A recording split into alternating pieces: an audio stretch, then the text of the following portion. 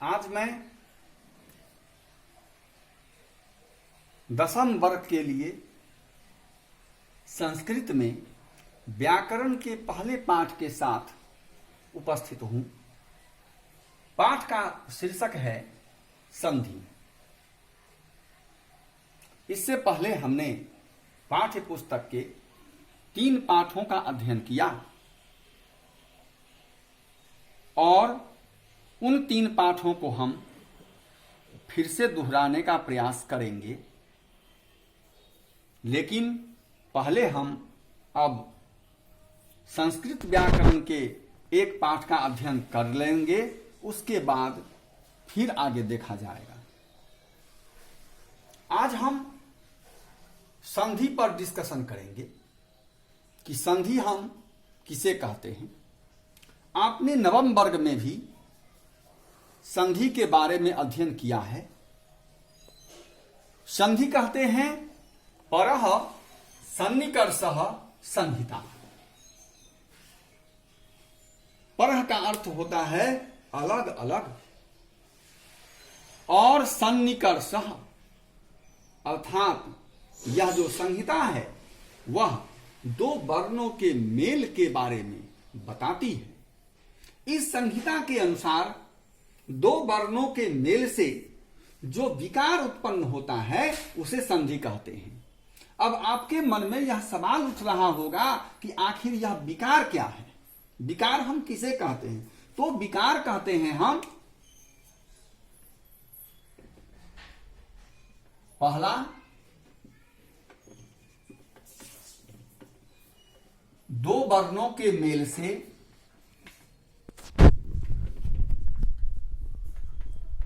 तीसरे वर्ण का निर्माण। पहली स्थिति कि 2 वर्णों के मेल से तीसरे वर्ण का निर्माण हो सकता है तो उसे विकार उत्पन्न होना कहेंगे। या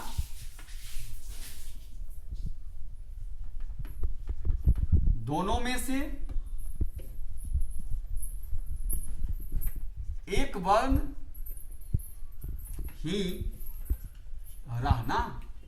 अब जैसे यदि प्रथम पद के अंत में अ हो और दूसरे पद के शुरू में आ हो तो आप भी जानते हैं कि हमें आ ही मिलता है, तो यह भी एक प्रकार का विकार हुआ जिसमें कि 2 वर्णों के बीच मेल हुआ और उस मेल में उन्हीं दोनों में से एक वर्ण उपस्थित रहा, बाकी दूसरा वर्ण उपस्थित नहीं रहा।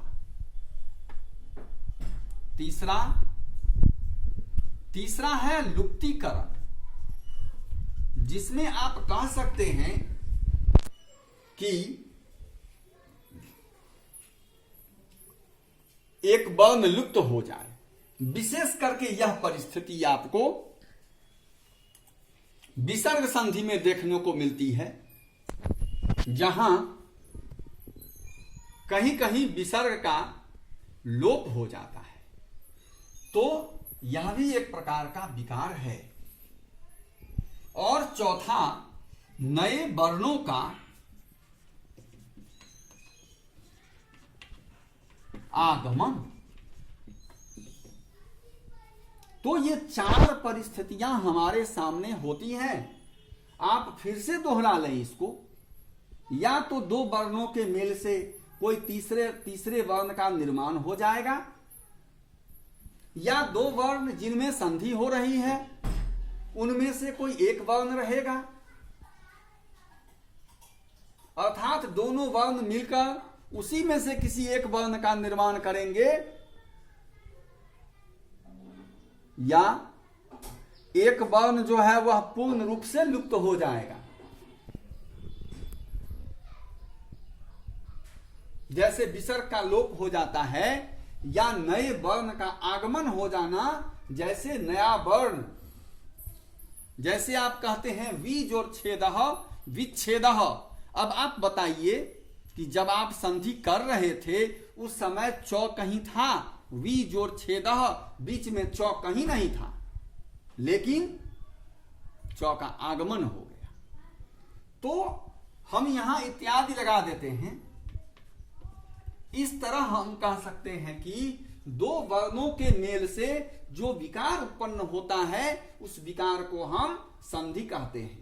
अब सवाल है कि यह जो वर्णों का मेल होगा, यह मेल आखिर किस किस वर्ण में होगा? तो आप याद रखें कि मेल होने के लिए प्रथम पद का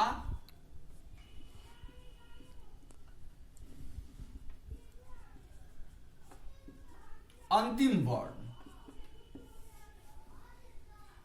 प्रथम पद के अंतिम वर्ण के साथ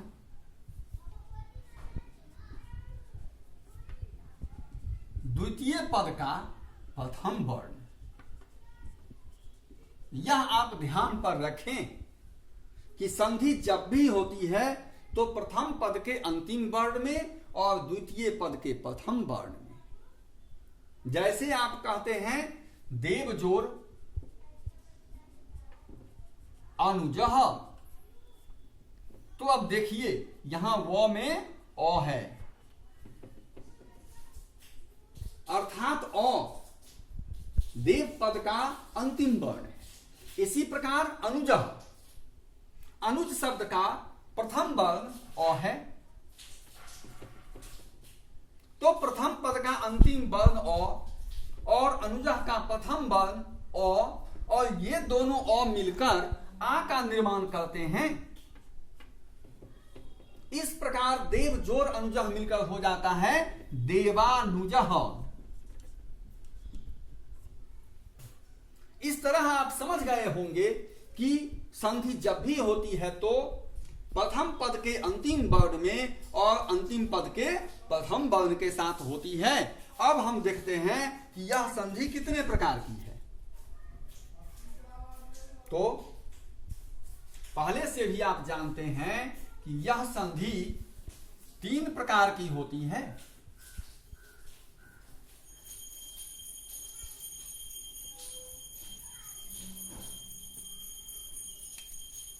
संधि 3 प्रकार की है। एक को हम कहते हैं स्वर संधि, दूसरे को हम कहते हैं व्यंजन संधि, और तीसरे को हम कहते हैं विसर्ग संधि। अब हम तो यह समझते हैं कि यह आपका रिवीजन हो रहा है, चूंकि नवम वर्ग में भी आपने इसका अध्ययन किया था। चलिए एक बार फिर से देख लेते हैं कि स्वर संधि हम किसे कहते हैं।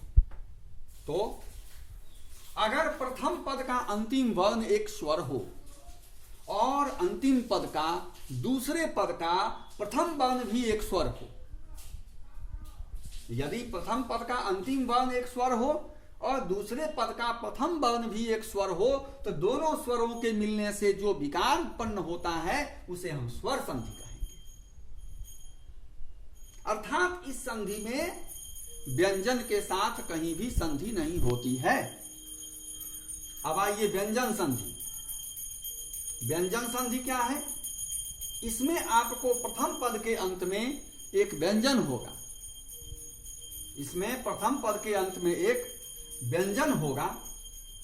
व्यंजन तो आप जानते ही होंगे, जिसके उच्चारण में हमें स्वर वर्ण की सहायता लेनी पड़ती है, उसे हम व्यंजन कहते हैं। तो प्रथम पद के अंत में एक व्यंजन होगा और दूसरे पद के शुरू में स्वर भी हो सकता है, व्यंजन भी हो सकता है।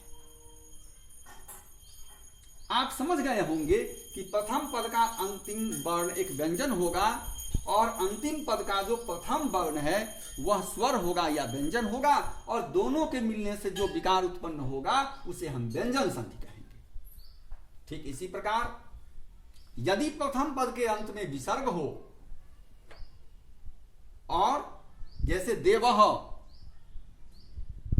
तो प्रथम पद के अंत में अगर विसर्ग हो और दूसरे पद के शुरू में स्वर या व्यंजन हो, तो दोनों के मिलने से जो विकार उत्पन्न होता है उसे हम विसर्ग संधि कहते हैं। तो मूल रूप से हम कहना चाहते हैं कि यहां प्रथम पद का अंतिम वर्ण महत्वपूर्ण है।